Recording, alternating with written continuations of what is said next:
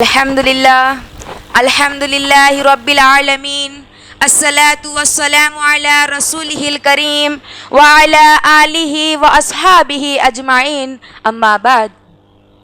ملے گی منزل مقصود ہم یہ ایمان رکھتے ہیں، ملے گی منزل مقصود ہم یہ ایمان رکھتے ہیں، ہم اپنی رہنمائی کے لیے قرآن رکھتے ہیں۔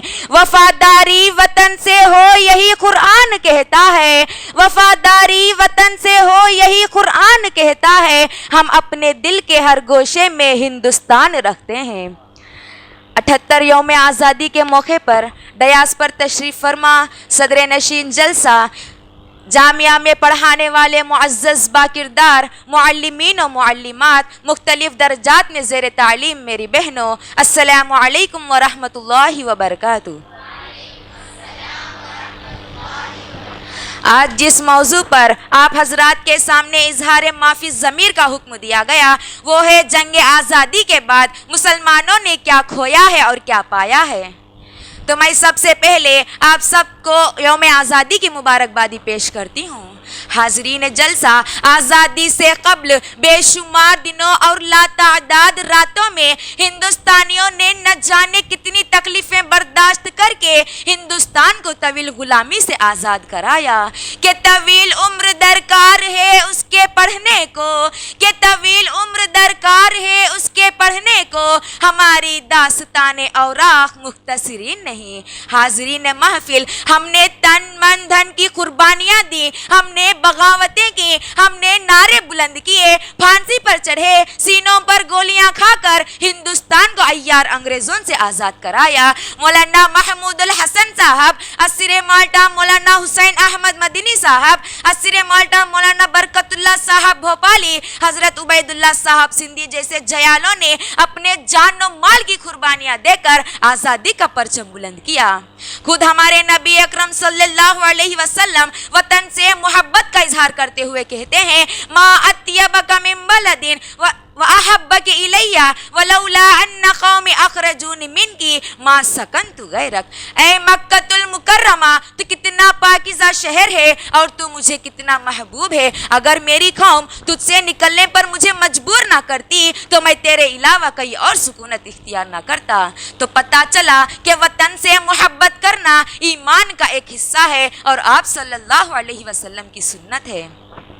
آج ہماری ذمہ داری یہ ہے کہ ہم اپنے پیارے ملک ہندوستان سے محبت کا اظہار کرتے ہوئے اس کی حفاظت کے لیے اپنی جان کی بازی تک لگا دیں تاکہ ان کی قربانیاں زندہ رہیں جنہوں نے اپنے خون و پسینے سے ہندوستان کو دنیا کے سامنے عزت دلائی اور وقار عطا کیا۔ آج اس دھرتی پر شرمناک کھیل کھیلا جا رہا ہے۔ مسجد و مندر کے نام پر مذہب کے رکھوالے بن کر غیر ملکوں کے ایجنٹوں نے بھارت کے عوام میں پھوٹ ڈالنی شروع کر دی ہے۔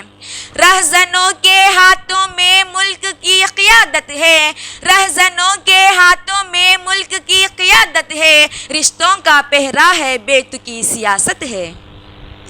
حاضرین جلسہ، ہندوستان میں بنگلہ بولنے کے غرض سے مسلمانوں کو ہندوستان سے نکال دیا جاتا ہے۔ سرکار نے شناختی کارڈ کا سلسلہ جاری کیا اور ووٹر لسٹ میں مسلمانوں کے نام درج نہیں کیے، اگر درج کیے تو وہ بھی غلط، کسی کی ولدیت غلط لکھی گئی تو کسی کا مکان نمبر غلط درج کیا گیا، کسی عورت کو مرد لکھا گیا تو کسی مرد کو عورت بنا دیا گیا۔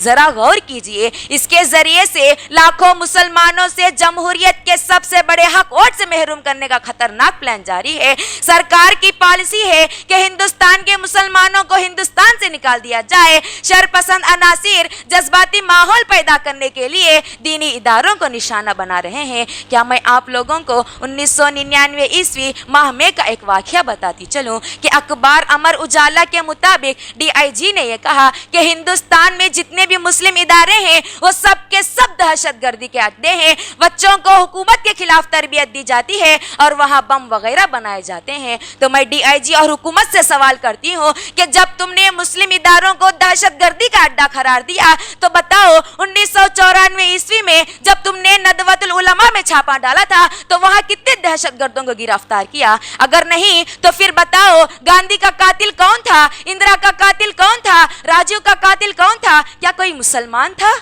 یا کسی دینی ادارے کے اساتذہ اور طلباء تھے۔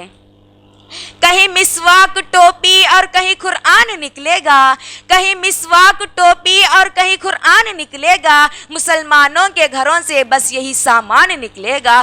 اور ہماری وطن محبت کو تم نہیں سمجھو گے غداروں، ہماری وطن محبت کو تم نہیں سمجھو گے غداروں، اگر ہمارا خون نچوڑو گے تو بھی ہندوستان نکلے گا۔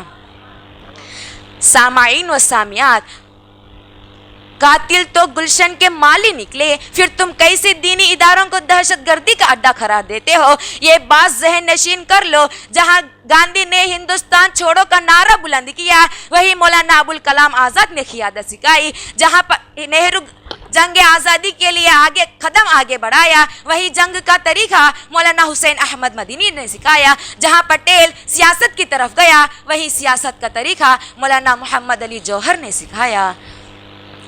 حاضرین جلسہ یاد رکھو، حاضرین جلسہ یاد رکھو، ہمارا ماضی کتنا شاندار تھا مگر حال کتنا تاریخ ہے۔ ہمارا ماضی دنیا پر حکمران تھا مگر آج ہمارا